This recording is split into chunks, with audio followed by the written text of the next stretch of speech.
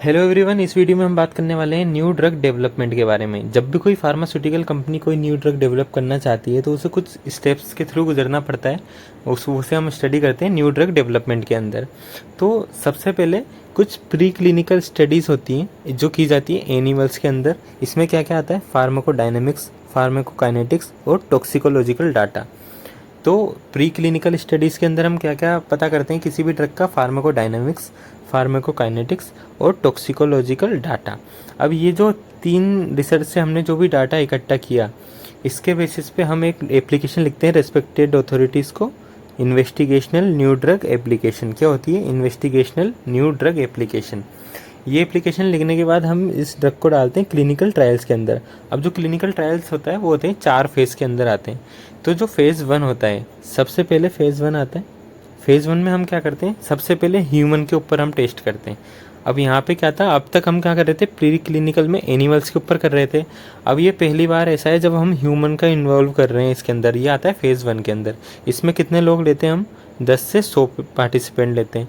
इसके अंदर क्या होता है? हेल्दी वॉलेंटियर्स को लिया जाता है। इसमें कोई भी पेशेंट इन्वॉल्व नहीं होता। इसमें जो भी वॉलेंटियर्स हम लेते हैं ये 10 to 100 ये होते हैं हेल्दी वॉलेंटियर्स।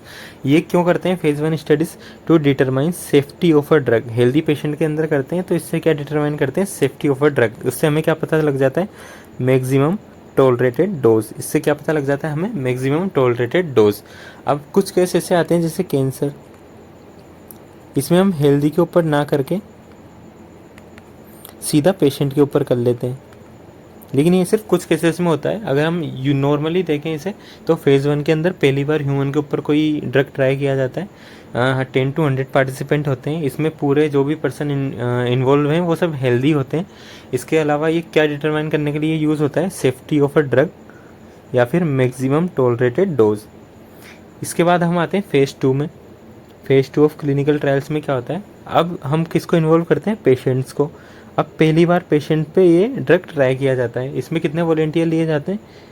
50 to 500, मतलब 50 से 500 तक हम पेशेंट लेते हैं जो 3 से 4 अलग अलग सेंटर्स पे लिए जाते हैं। ये टेस्ट 3 से 4 अलग अलग सेंटर पे किया जाता है।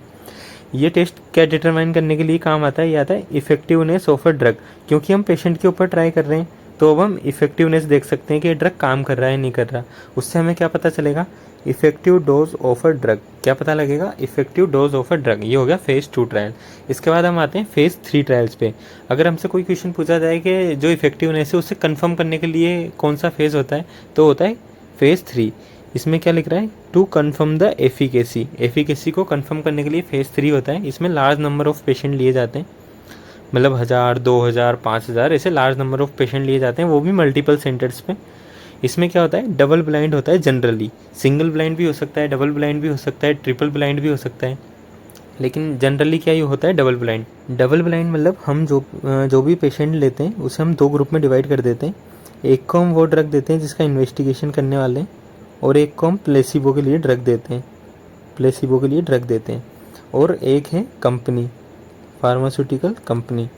तो जो फार्मास्यूटिकल कंपनी है जो ट्रायल करवा रही है उसे भी पता नहीं होगा कि कौन सा ड्रग है और कौन सा प्लेसिबो ड्रग है।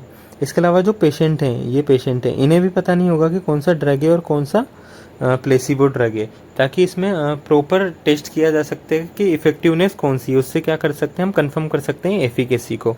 ये होता है डबल ब्लाइंड। इसके बाद तीनों फेजेस में पास होने के बाद हम इसकी क्या कर सकते हैं? मार्केटिंग के लिए हमें एक और एप्लीकेशन लिखनी पड़ेगी, वो होगी न्यू ड्रग एप्लीकेशन। उसमें कौन सा लिख रहे थे हम? इन्वेस्टिगेशनल न्यू ड्रग एप्लीकेशन, क्योंकि हमें इन्वेस्टिगेशन करना था। अब हमने तीनों फेज कर लिए। इसके बाद हम करेंगे न्यू ड्रग एप्लीकेशन। ये हम भेजेंगे अथॉरिटीज़ को भेजने के बाद अगर ये पास हो जाती है तो हम इसकी क्या कर देते हैं? मार्केटिंग। इसके बाद आते हैं फेज़ 4 ट्रायल्स। ये फेज़ 4 ट्रायल्स ध्यान रखना कब आता है? मार्केटिंग के बाद आता है। मतलब कोई ड्रग डेवलप हो गया, वो अथॉरिटीज़ के थ्रू अप्रूव हो गया, उसके बाद हमने मार्केटिंग कर दी। मार्केटिंग में ये पब्लिक के अंदर जाएगा, बिकेगा, प्रेस्क्राइब करेंगे डॉक्टर इसे। उसके बाद फेज़ 4 ट्रायल्स होता है। फेज़ 4 ट्रायल्स क्या होता है?